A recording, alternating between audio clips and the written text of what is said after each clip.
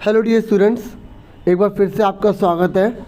आज मैं आपके लिए जो वीडियो लेकर आया हूँ MCQ से रिलेटेड है और जो आपकी इकोनॉमिक्स की बुक है विकास, उसका जो चैप्टर है जिसका नाम है विकास, ठीक है, क्लास 10th की SST की इकोनॉमिक्स की है ना, तो उसी की हम MCQ करेंगे। इससे पहले मैंने और वीडियोज़ बनाई है, अगर अभी तक आपने नहीं देखी तो आप वो देख सकते हैं, कमेंट बॉक्स में जाकर प्लेलिस्ट मिल जाएगी। अब जिन्होंने चैप्टर पढ़ रखा है वो अपना आंसर बताने की कोशिश करेंगे, ठीक है, और कमेंट बॉक्स में चाहे तो बता सकते हैं, नहीं तो कोई दिक्कत नहीं, लास्ट में टोटल बता सकते हैं आपके कितने मार्क्स बने। पहला क्वेश्चन आपके सामने है कि विश्व बैंक विकास के लिए विभिन्न देशों का वर्गीकरण करने के लिए इनमें से कौन सा मापदंड अपनाता है। क्वेश्चन ये है कि which of the following criteria does the World Bank adopt to classify different countries for development. मतलब अगर विश्व के अलग अलग जो देश है ना वो कितने ज़्यादा डेवलप है तो इसको किस बेस पर तय करता है विश्व बैंक। तो 4 ऑप्शन आपके सामने है, मैं सीधा आंसर आपको बताऊंगा। देखिए, जो विश्व बैंक है ना वो विकास के लिए प्रति व्यक्ति आय को लेता है, ठीक है, और UNDP है ना वो थोड़ा ब्रॉड है, वो ज़्यादा चीज़ों को लेता है। जिसका ठीक था वो नोट कर देना कितने सही हैं। सेकंड क्वेश्चन आपके सामने है कि भारत के किस राज्य की प्रति व्यक्ति आय सर्वाधिक है। आप अपने बुक्स को ओपन करेंगे तो वहाँ पर एक टेबल सी देखेंगे, उसमें डाटा को देखेंगे ना तो आपको पता लग जाएगा, अगर आपने पढ़ा है। नहीं तो बाकी आप बताइए किसकी प्रति व्यक्ति आय ज़्यादा है, एक व्यक्ति के हाथ में ज़्यादा पैसा है, किस राज्य में ऐसा है। आपको पता ना प्रति व्यक्ति आय कैसे निकालते हैं। देश की कुल आय को उसमें रहने वाली जनसंख्या से भाग कर देते हैं, मतलब टोटल इनकम को पॉपुलेशन से डिवाइड कर देते हैं। थोड़ा सा लिख रहा हूँ, समझा पूरा रहा हूँ, ठीक है। तो which state of India has the highest पर capita income, that is answer is Haryana, ठीक है, इनका ठीक था, वेरी गुड। नेक्स्ट, सतत विकास के प्रमुख उद्देश्य इनमें से कौन कौन से हैं। मतलब अगर हमें सस्टेनेबल डेवलपमेंट करना है ना तो इनमें से कौन कौन से ऑब्जेक्टिव हैं। बच्चों आपको पता होना चाहिए कि सस्टेनेबल डेवलपमेंट किसे कहते हैं। when we use resources such a manner so that present generation and future generation can get benefits without harming the environment, use the resources such a manner so that we can use the resources in a very optimum way without harming the environment, ठीक है। use the resources very significant manner। Simple भाषा में जब हम संसाधनों को बहुत सोच समझ कर प्रयोग करते हैं ना आने वाली और वर्तमान पीढ़ी के हितों की रक्षा के लिए, उसे सस्टेनेबल डेवलपमेंट कहते हैं। तो जब हम सस्टेनेबल डेवलपमेंट की बात करते हैं मतलब सोच समझ कर संसाधन का प्रयोग करना, तो उनमें कौन कौन से उद्देश्य होते हैं। संसाधनों का संरक्षण, पर्यावरण का संरक्षण, प्रति व्यक्ति आय में वृद्धि या उपरोक्त सभी। तो conservation of resources, environment protection, increase in पर कैपिटा इनकम, सभी को ध्यान में रखते हैं बच्चों, ठीक है। तो इसका आंसर डी है। नेक्स्ट पर आ जाओ। भारत के किस राज्य की साक्षरता दर सबसे ज़्यादा है। Which state of India has the highest literacy rate. आपको बताना इंडिया में सबसे ज़्यादा किस राज्य के अंदर लिटरेसी साक्षरता दर पता किसे कहते हैं। 7 वर्ष या उससे अधिक उम्र के व्यक्ति जो साक्षर है ना, पढ़े लिखे हैं, वो साक्षरता दर कहलाती है। तो कौन सा राज्य जिसमें सबसे ज़्यादा है। बिहार, कर्नाटक, गोवा या केरल। तो इसका आंसर है केरल, ठीक है। अब उसके बाद नेक्स्ट है 7 साल या उससे अधिक आयु के लोगों में साक्षर जनसंख्या का अनुपात क्या कहलाता है। अभी मैंने आपको बता ही दिया कि what is the ratio of literate population to people of 7 years of age and above called. क्या बोलेंगे, per capita income, life expectancy, literacy rate या ग्रोथ रेट। तो अभी हमने इसको जान ही लिया था, साक्षरता दर कहते हैं इसको। नेक्स्ट है देश की कुल आय को कुल जनसंख्या से भाग देकर डैश निकाली जाती है। The total income of the country is divided by the total population as.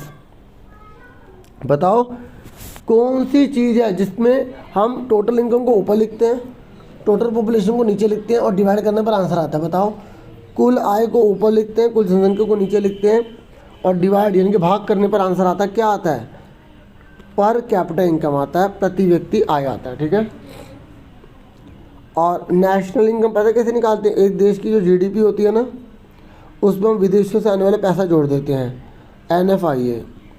ठीक है, अगर मैं थोड़ा सा इसको और अच्छा सा बताऊं तो ये आप अगर इकोनॉमिक्स लेते हैं ना तो बड़ी क्लासेस में समझते हैं। अभी इतना जान लो, नेशनल इनकम अगर हम बात कर रहे हैं ना राष्ट्रीय आय की, तो GDP प्लस NFIA। GDP का मतलब होता है ग्रोस डोमेस्टिक प्रोडक्ट, सकल घरेलू उत्पाद, और NFIA का मतलब होता है net foreign income from abroad, यानी कि विदेशों से मिलने वाली शुद्ध साधन आय। और GDP पता कैसे निकालते हैं?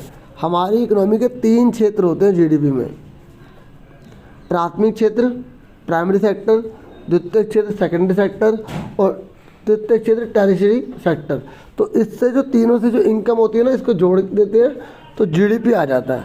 और इस GDP में जब हम NFIA जोड़ देते हैं तो नेशनल इनकम आ जाती है।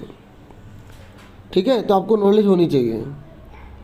अब नेक्स्ट है हमारा 7वां क्वेश्चन, ये मैंने आपको बता दिया। देखो ये जो क्वेश्चन है ना, जैसे 2019 के अनुसार, तो आपकी बुक में जैसे 2011 के हिसाब से दे रखा है, या आपके पास जो अभी लेटेस्ट सपोर्टिव मटेरियल है या पिछले साल का, तो उसके हिसाब से डाटा याद कर लेना। ठीक है, जैसे मैं आपको अभी सपोर्टिव मटेरियल का बताऊंगा, और ये जो 2019 है ना, तो क्योंकि डाटा तो बार बार चेंज होता रहता है, तो आप जो अभी जब आप पढ़ रहे हो तो 2021 के हिसाब से भी डाटा को सारा लिख लेना अपनी कॉपी में सर्च करके। अभी मैं 2019 का दिखा रहा हूँ। ठीक है, तो ये बोल रहे हैं कि 2019 के अनुसार किस देश को हमें कहते हैं कि वो जो है ना पूरी तरह से समृद्ध है। मतलब क्वेश्चन ये है कि according to the world development report, देखो ये जो वर्ल्ड डेवलपमेंट रिपोर्ट है ना, यह हर साल जारी होती है वर्ल्ड बैंक की। तो ये कह रहा है कि पर कैपिटा इनकम में कौन ऐसा है जिसको हम रिच कंट्रीज़ कहेंगे, इनमें से कौन है जिसको हम रिच कंट्री की कैटेगरी में रखते हैं। 2019 के हिसाब से हमको बताना है। ठीक है, देखिए अगर 2019 के हिसाब से बताऊं, क्योंकि कई बच्चों के पास जो बुक होगी ना 2019 की होगी, कई बच्चों ने जो बुक खरीदी होगी ना आपकी इकोनॉमिक्स की 2020 की, तो उसके साथ डाटा लिखा होगा। तो आप 2020 का, 2019 का, 2011 का डाटा सारा लिख लें, क्योंकि 2011 ज़्यादा महीना, 2021 में भी शायद आने के चांस है, लेकिन लिख लें। तो अभी 2019 के हिसाब से मैं आपको बता रहा हूँ 49,300। ठीक है, इतना। अब नेक्स्ट क्वेश्चन देखते हैं।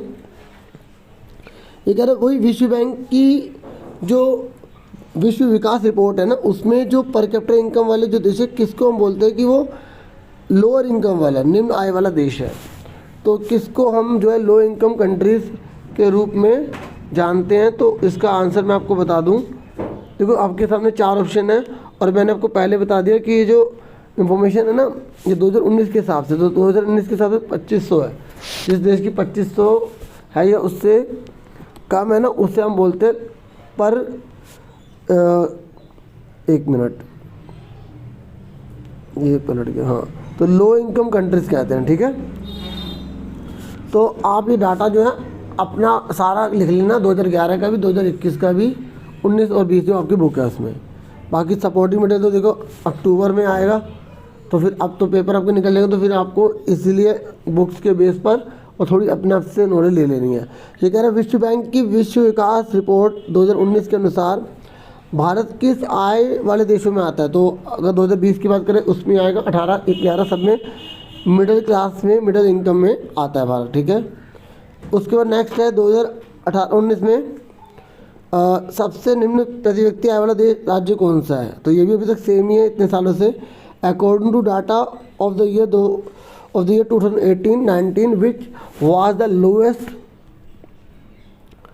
पर capita income state of India, तो वो कौन है? बिहार है। ठीक है, ये।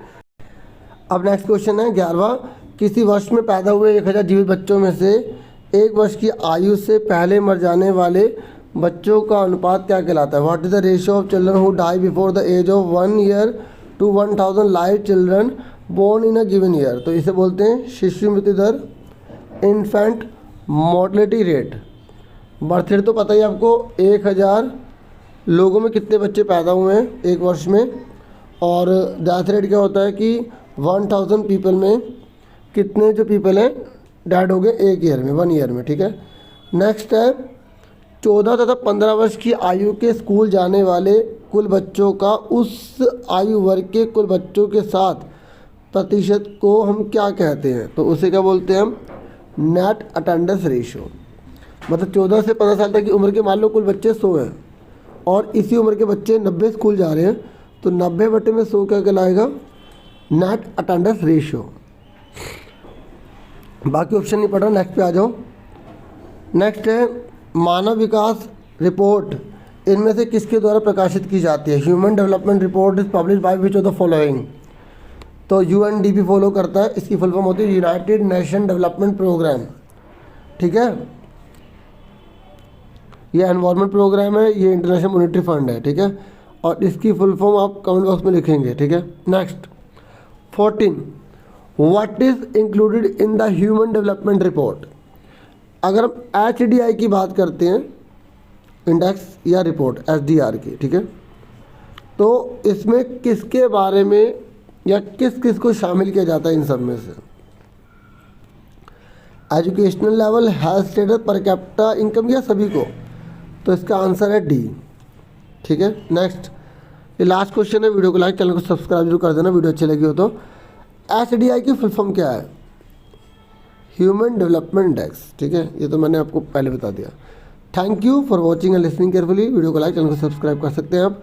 Take care yourself dear.